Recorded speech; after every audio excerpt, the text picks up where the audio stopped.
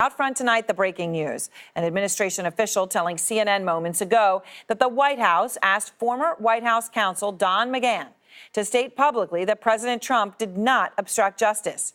The New York Times reporting that Team Trump asked McGahn not once, but twice. The request's coming after the White House saw the Mueller report, which said that Trump had ordered his then White House counsel, Don McGahn, to fire Bob Mueller. Now, McGahn turned the president down then and in this request to publicly say that wasn't obstruction of justice. McGahn is crucial to all of this. He, of course, was the White House counsel. He was one of Bob Mueller's key witnesses, mentioned more than 500 times in the Mueller report, more than any other witness in the entire document. And according to Mueller's reporting, Trump ordered McGahn to fire Mueller, which, of course, is a request the president has publicly denied making. I never told Don McGahn to fire Mueller. If I wanted to fire Mueller, I would have done it myself. Pamela Brown is out front live outside the White House. Pamela, what are you learning this hour? Well, we're learning more about the White House reaction to the episodes laid out in Robert Mueller's report about former White House counsel Don McGahn and the president's request to him to dismiss the special counsel. In fact, we've learned through sources familiar with this matter, Aaron, that the White House reached out to Don McGahn's lawyer, William Burke, asking Burke to ask his client, Don McGahn, to come out and say that the president's directive to fire the special counsel Robert Mueller was not obstruction of justice, and that Don McGahn rebuffed that request. Now, a source familiar with this matter says one of the factors in that was because Bill Barr, the Attorney General, had already come out and said that publicly, not only in that 4-page letter saying that he didn't believe the president obstructed justice, but also in the press conference that he held just before the release of the Mueller report. And so the calculation was made among Don McGahn and his attorney that it wasn't necessary. That was one of the factors, I'm told by a source familiar of why McGahn didn't do it. Now,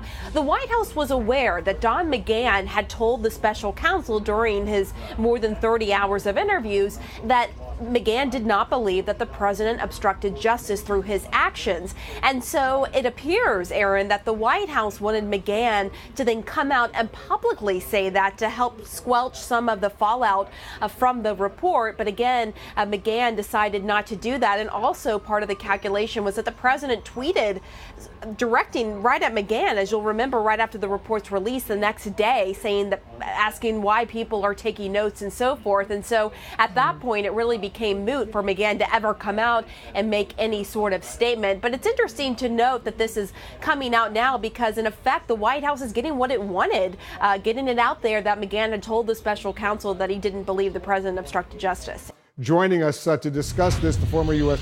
Attorney Preet Bharara. He's now a CNN senior legal analyst. He's also the author of the new best-selling book, Doing Justice, A Prosecutor's Thoughts on Crime, Punishment, and the Rule of Law. An excellent new book. Preet, thanks so much for joining us. Let me get your reaction to this new reporting from the Wall Street Journal. In fact, let me read the first two sentences, and then we'll discuss. This is from the Wall Street Journal. Within a day of the release of the Mueller report last month, President Trump sought to have former White House counsel Don McGahn declare he didn't consider the president's 2017 directive that he seek Robert Mueller's dismissal to be obstruction of justice, but Mr. McGahn rebuffed the request, according to people familiar with the matter. The second sentence in the article.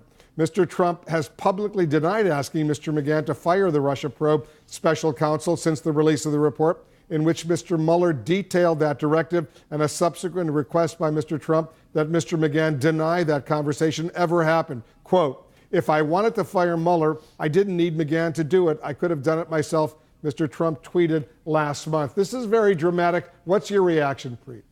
So a few reactions. In some ways, it's surprising. Seems like an odd move. Literally within 24 hours of the fairly dramatic and detailed and thorough Mueller report being released. But it's par for the course, not to use a golf metaphor, for President Trump. In fact, in the report itself that talks about in Volume 2, talks about the exchanges between Donald Trump and his lawyer, the White House lawyer, Don McGahn.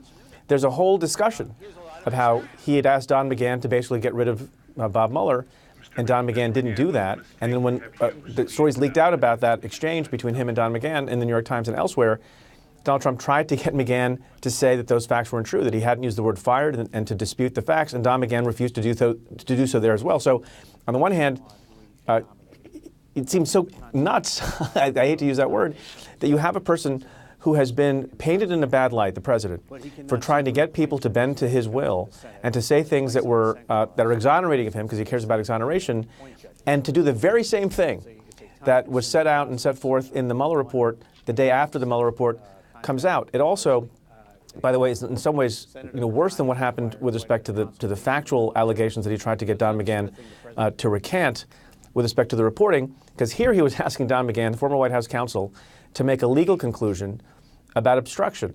So it's a bad look. I don't know why he went about doing it, and it certainly looks bad that Don McGahn rebuffed him. Now, if you go on to read the article, which I only looked at 90 seconds before I came on air, McGahn's lawyer says a very diplomatic thing, and I know him well, and he's a smart lawyer and maybe the best position to take. He said, look, they didn't take it as a threat, and they thought it was a professional, I don't have the language in front of me, a professional and polite request seeking to put some kind of gloss on it that it wasn't something awful and nefarious.